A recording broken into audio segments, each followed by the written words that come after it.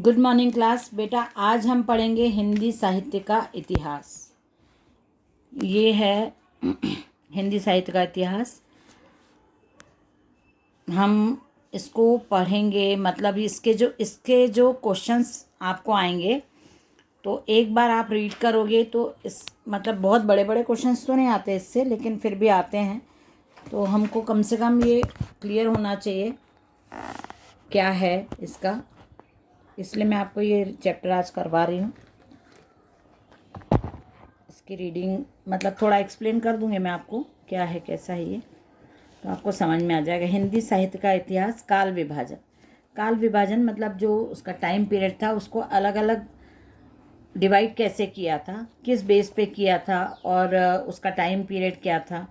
तो सबसे पहले तो हिंदी इतिहास, हिंदी साहित्य का इतिहास। मतलब साहित्य मतलब क्या होता है, जैसे आप इंग्लिश में बोलोगे तो लिटरेचर बोलते हो, तो लिटरेचर का मतलब क्या होता है। तो जो भी लिखित रूप रहता है किसी भी भाषा का, उन सबको जैसे उन सबको इकट्ठा करके या ऐसी इस प्रकार से उसका वर्गीकरण करके उसको संभाल कर रखना जो आगे आने वाले समय तक आप पहुंचा सको, आगे आने वाली जनरेशन को आप दे सको। तो इसलिए उसको एक वर्गीकरण करके, एक डिवाइड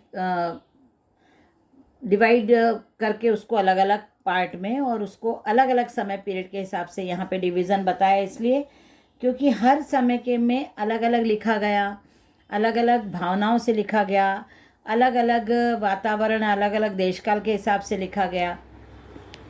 तो लिटरेचर और साहित्य हर भाषा का अपना होता है और वो इसीलिए उसको वर्गीकृत करके रखा जाता है कि आगे आने वाले पीढ़ी को भी समझ में आ जाए कि किस समय में किस प्रकार का साहित्य रचना हुई थी या लिखा गया था। तो यहाँ पे हिंदी साहित्य का इतिहास लगभग 1000 वर्ष पहले प्रारंभ होता है। 1000 से कई ज़्यादा साल पहले से प्रारंभ होता है, क्योंकि हमको पढ़ते हुए ये बहुत साल हो गए हैं। तो इसका मतलब है 1000 से ज़्यादा समय से ये हमारे पास साहित्य है हिंदी साहित्य का।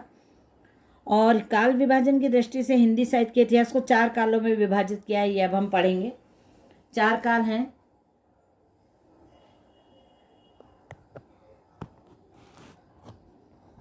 इसके 4 काल कौन से हैं ये अब हम, वो 4 काल हैं हमारे आदिकाल या वीरगाथा काल। सबसे पहला काल है हमारा आदिकाल या वीरगाथा काल। मतलब आदिकाल वो समय था, इसका देखो टाइम तो दिया है यहाँ पे 1050 से 1375, मतलब 1050।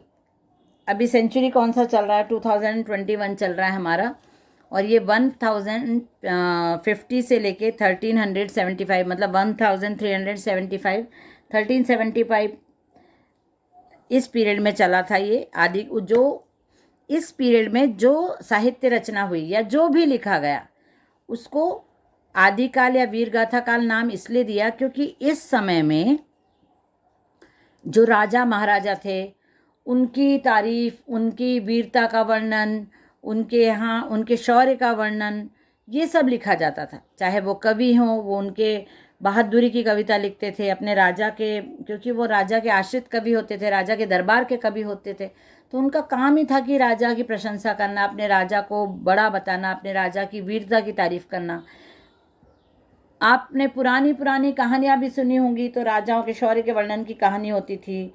राजा के इतने ऐसे युद्ध करते थे। छत्रपति शिवाजी महाराज या महाराणा प्रताप की जो कहानियाँ सुनी उसमें भी शौर्य का वर्णन होता था।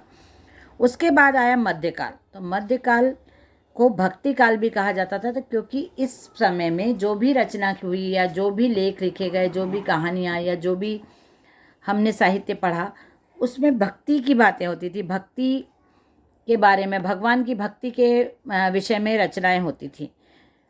उसका पीरियड था 1375 से 1900 तक, मतलब 1375 से 1900 तक इसका टाइम पीरियड था। उसको भी 2 पार्ट में डिवाइड किया था।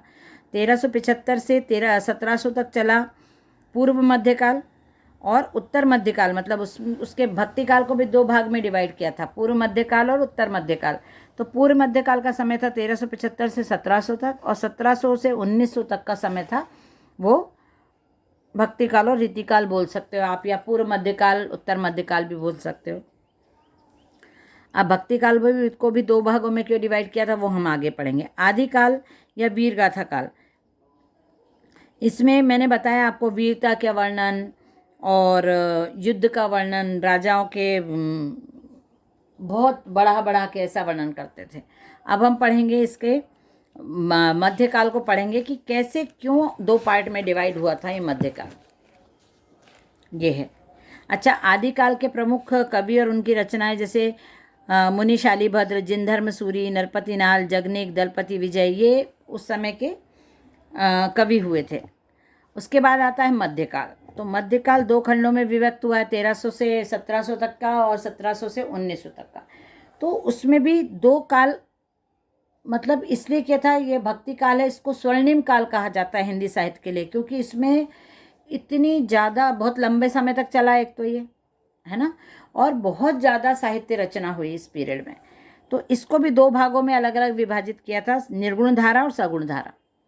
निर्गुण धारा का पीरियड कौन सा था, 1375 से 1700 वाला। तो निर्गुण धारा में क्या होता था, निर्गुण धारा के भी दो भाग हैं, ज्ञानाश्रयी शाखा और प्रेमाश्रयी शाखा।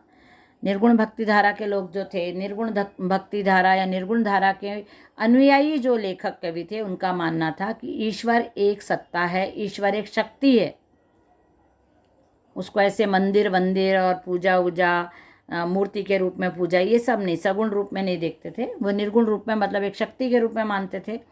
और उसमें भी ज्ञानाश्रयी मतलब ज्ञान देने वाले, ज्ञान की बातें लिखने वाले, ज्ञान का साहित्य रचन करने वाले, जो ज्ञान की बातें बताएं, जैसे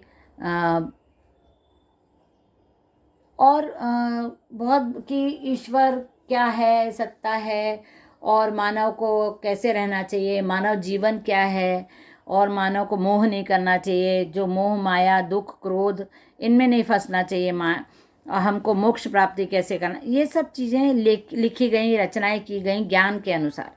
और दूसरी जो वर्गीकरण किया था, दूसरा जो पार्ट था उनका निर्गुण भक्ति धारा का प्रेमाश्रयी।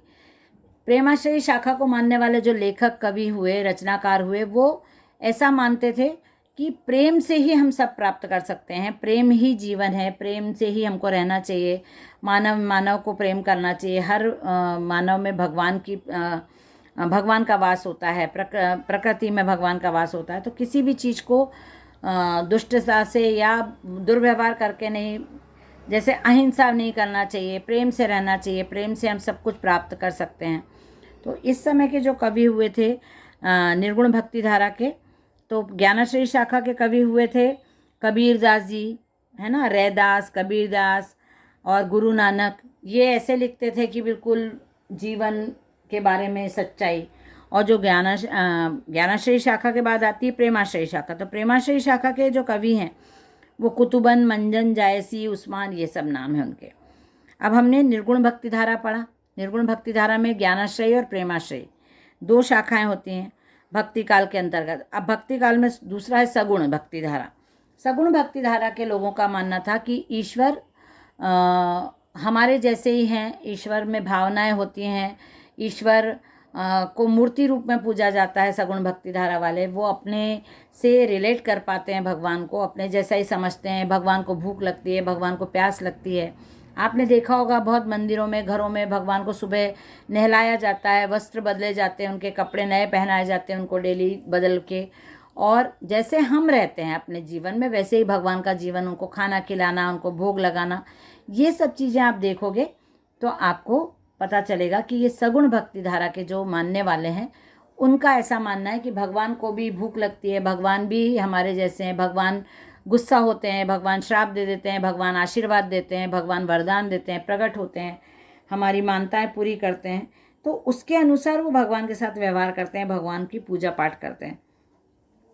इसमें भी दो विभाजन हो गए थे, राम भक्ति शाखा और कृष्ण भक्ति शाखा। राम भक्ति शाखा के कवि तुलसीदास। राम भक्ति शाखा के जो कवि थे वो कौन थे? तुलसीदास जी। और कृष्ण भक्ति शाखा के कवि थे सूरदास जी। तो ऐसा बहुत सारे हैं, जैसे तुलसीदास जी हैं, जैसे यहाँ पे प्रमुख कवि हैं तुलसीदास, नाभादास, प्राणचंद चौहान, हृदयराम। और कृष्ण भक्ति शाखा में साकार ब्रह्म की उपासना बताइए, ब्रह्म के लोक रक्षक एवं लोक निरंजक रूप की स्थापना, रहस्यवादी कविता का प्रारंभ हुआ है यहाँ पे। ब्रज और अवधि दोनों भाषा में काव्य रचना हुई कृष्ण भक्ति शाखा में। और राम भक्ति शाखा में भगवान राम के जीवन का वर्णन और राम के स्तुति का वर्णन और अवधि भाषा का प्रयोग किया गया है ना। और राम भक्ति में वैष्णव और शैव संप्रदाय दो लोग थे, तो दोनों के बीच में सामंजस्य बिठाने की कोशिश की गई। और इसके कवि थे राम भक्ति शाखा, कृष्ण भक्ति शाखा के सूरदास, रसखान, मीरा, ये आपने पढ़े हैं इसलिए आपको बता रही हूँ। और तुलसीदास और गुरु नानक ये राम भक्ति शाखा के, मतलब सगुण भक्ति शाखा के कवि हुए थे। तो ये हमने कर लिया। आज इतिहास हिंदी साहित्य का पढ़ा। अब हिंदी साहित्य के इतिहास का तीसरा जो पीरियड था, पहला हमने पढ़ा आदिकाल, दूसरा हमने पढ़ा मध्यकाल। मध्यकाल के पार्ट पढ़ लिए। अब हम पढ़ेंगे इसके बाद हम पढ़ेंगे आधुनिक काल। ये 4 भागों में किया, तो 2 तो इसी में आ गए और 1 ये, 3 हो गए। अब ये चौथा हम पढ़ेंगे अगली क्लास में, आधुनिक काल। आधुनिक काल जो अभी तक चला आ रहा है, समाज में जो परिवर्तन हुए उसके अनुसार लिखा जाने लगा। तो ये हम आगे आने वाले समय में इसको भी कंप्लीट करेंगे, क्योंकि एक साथ यदि करेंगे तो आपका सब मिक्स हो जाएगा। तो अभी क्लास में फिर से कर लेंगे, रिवीजन में भी कर लेंगे, तो आपको यह आगे तक के लिए कंप्लीट हो जाएगा। ठीक है, चलिए अब इसको हम ख़त्म करते हैं। आप इसको रीडिंग करिएगा और होमवर्क करिए टाइम पे। ठीक है, चलिए बाय एवरीवन।